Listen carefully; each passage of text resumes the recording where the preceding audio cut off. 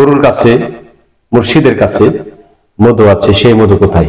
সেই মধু খাইলে ফুরায় না, এর কারণ কি? এ বিষয়ে নিয়ে বিস্তারিত আলোচনা করছি। ভিডিওতে যারা দেখছেন সকলেই শুরু থেকে শেষ পর্যন্ত দেখবেন। চ্যানেলটি আপনারা যারা নতুন আছেন সাবস্ক্রাইব করে পাশে থাকুন।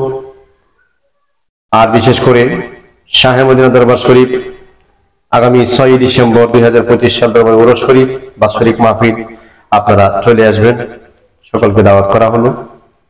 আর আলোচনার শেষ অংশে কিন্তু এই আলোচনার প্রেক্ষিতে একটি শান থাকবে, আপনারা এখান থেকে অবশ্যই বুঝে নেবেন। আলোচনা করা যাক মুর্শিদ মানে কি, পথপ্রদর্শক ওয়ালা। মুর্শিদ কি? খুব আপন মানুষ। মুর্শিদের কাছে মধু আছে, সেই মধু কোথায়? খাইলেও ফুরায় না। ভক্তরা এত মধু পান করে ফুরায় না, এটার কারণ কি? আসল মুর্শিদ আত্মার বন্ধু, আমি বলে থাকি প্রায় ভিডিওতে, মুর্শিদের মতো আপন বাবা পৃথিবীতে কেউ নাই। দেখবেন আপনার স্ত্রী আপনার বিরুদ্ধে চলে যাবে, আপনার ভাই আপনার বিরোধিতা করবে, আপনার সন্তান বিরোধিতা করবে দুনিয়ার স্বার্থের জন্য, কিন্তু মুর্শিদ এমন বন্ধু গো, যে বাজান কোনোদিন আপনার শত্রু হবে না, আপনার বিরোধিতা করবে না।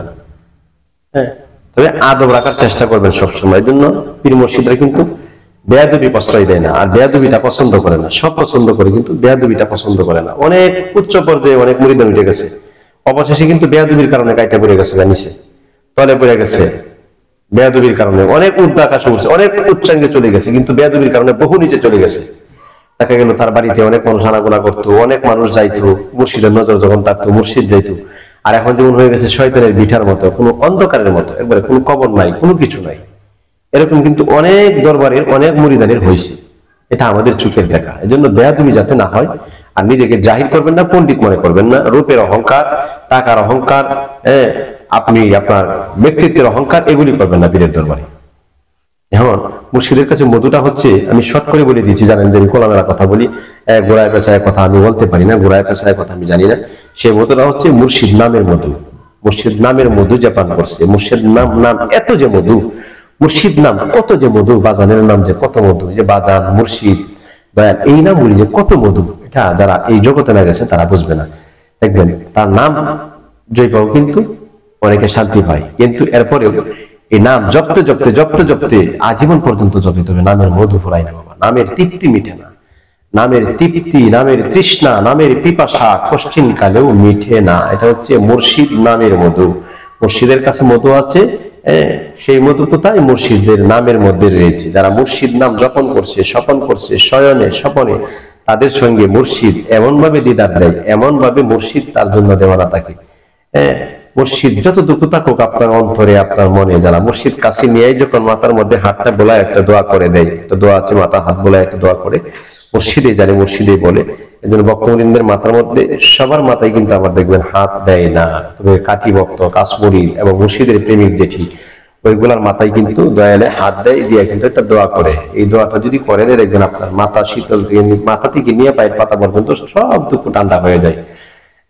আমরা যখন মুর্শিদের দরবারে যাইতাম, তখন মুর্শিদ মাথার মধ্যে হাত বোলাইতে, বোলাই টান দিয়ে বুকের সাথে জড়ায় মুর্শিদ মাথার মধ্যে নিয়ে মুখের মধ্যে হাত দিত, তখনই বলতো কান্দোস কেন, কান্দিস না, আমি তো আছি। এটাই আসলে সত্য কথা। কিন্তু এই বাজারের নাম যতই জপছি, এখনো কিন্তু নামের সুদা পান করেছি, তবু নামের তৃষ্ণা মিটে না, নামের সুদা মিটে না। এই জন্য মুর্শিদের কাছে মধু আছে, মুর্শিদের নামের মধু। যারা নামটা সাধন করছে, যে করেছে মুর্শিদ নামের সাধনা, বাবা তার ইহকাল পরকালে কোনো ভাবনা নাই। এই জন্য নামটাকে তো একটা গলার মালা হিসেবে গ্রহণ করে নিবেন। নামটাকে এমন ভাবে জপন করবেন, শয়নে স্বপনে সদা সর্বদা, দেখবেন আপনার কাছে মধুই লাগবে। যতই খাইবেন, যতই জমে, তত ভালোই লাগবে।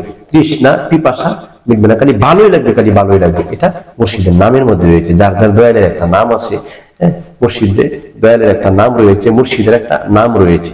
মুর্শিদের নামটা যখন করবেন, মুর্শিদ আপনাকে যে নামে পছন্দ করে ডাকলে মুর্শিদের কাছে বলবেন যে বাজান কোন নামে আপনাকে ডাকবেন, আপনাকে কিন্তু বাজানে অবশ্যই বলে দিবে। তবে গুরু এবং কামেল পীরের কাছে বাবা একটু সহবত নিবেন, কামেল গুরুর কাছে যে একটু বায়াতের আসন গ্রহণ করবেন। মুর্শিদের কাছে যখন বায়াতের আসন গ্রহণ করবেন, আপনার আত্মা শান্তি পাবে। দুনিয়ার সব বিরোধিতা চলে গেলেও একটা ঠিকানা আছে, আপনার অভিভাবক, আমার দয়াল আছে, আমার গুরু আছে, আমার বাজান আছে। মনটা এদিক দিয়ে একটু সান্ত্বনা থাকবে, দেখবেন নামাজে ভালো লাগবে, রোজায় ভালো লাগবে, ইবাদত বন্দেগীতে ভালো লাগবে। আর না হয় দুনিয়ার মায়াজালে বন্দী হয়ে যাবেন, শয়তান আপনাকে পাকড়াও করবে, শয়তান আপনার প্রিয় হয়ে যাবে, এদিক সেদিক চালাবে, জীবনটা কিন্তু বিনাশ হয়ে যাবে। এই জন্য কামেল মুর্শিদের চেহারার দিকে নজর দিবেন, যাকে দেখলে ভালো লাগে এবং যার কাছে কোরআন হাদিসের জ্ঞান আছে, শরীয়ত তরিকত হাকিকত মারিফত চারটে আছে। কারণ শরীয়ত নাই, শুধু করে মারিফত আছে। নো, এদেরকে ফাসেক বলা হয়েছে কোরআন হাদিসের ভাষায়। এদেরকে আল্লাহ তাআলার অবাধ্যকারী, কারণ আল্লাহ বিধান দিয়েছে চারটা। এই চারটা থেকে একটা বাদ দেওয়ার মতো সুযোগ আপনার নাই, আমার নাই।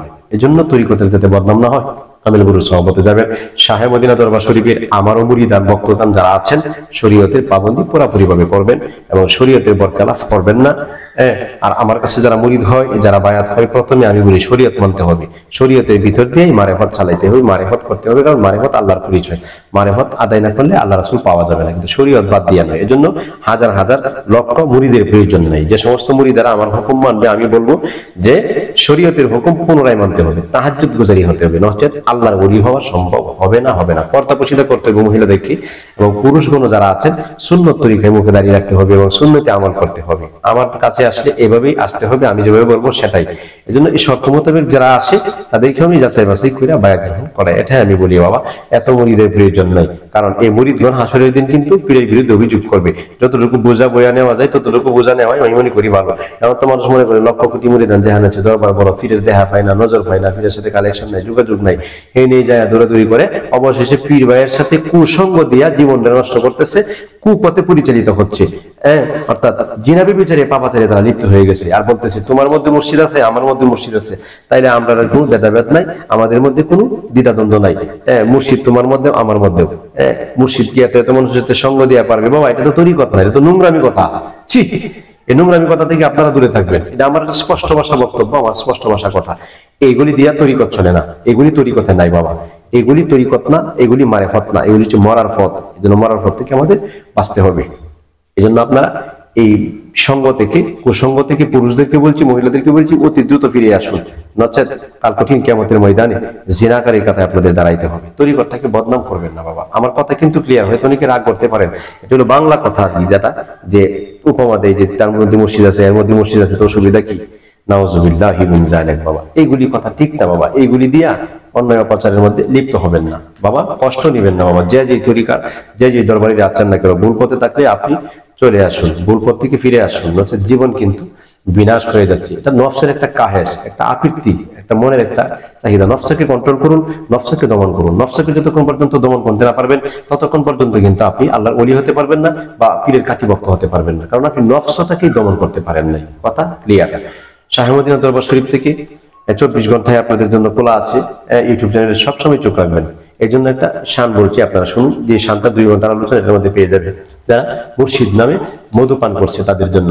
মুর্শিদ নামে এত মধু, মুর্শিদ নামে এত মধু, কাইলে মধু ফুরাই না, আমার মনে হইয়াছে দেওয়ানা, আমার মনে হইয়াছে গো দেওয়ানা। আমার মুর্শিদ নামে এত মধু, আমার কইরাছে জাদু গো। আমার মুর্শিদ নামে এত মধু, আমার কইরাছে জাদু গো। দেখা দিয়া কোলে নিয়া, দেখা দিয়া কোলে নিয়া, মিঠাও মনের বাসনা, আমার মন হইয়াছে গো দিওয়ানা।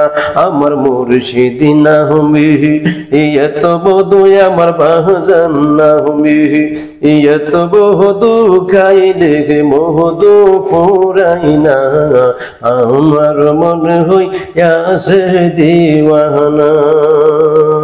আরে বাজান তোমায় ভালোবাসি, লোক সমাজে আমি হইলাম দোষী গো।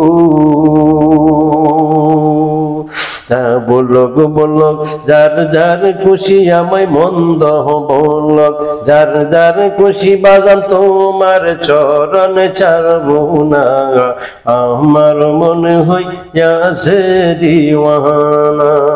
সুপ্রিয় দর্শক, পীরের কাছে মধু আছে কি? কোথায় মধু আছে? কিসের মধ্যে সেই বিস্তারিত আলোচনা কিন্তু আমি ফুটিয়ে তুলে ধরেছি। আশা করি বুঝতে পেরেছেন। মেহেরবানি করে আজকের মতো এখানে শেষ করছি। ভিডিওতে লাইক কমেন্ট শেয়ার করে এই ভিডিওটি ছড়িয়ে দিবেন। সকলে ভালো থাকুন, সুস্থ থাকুন।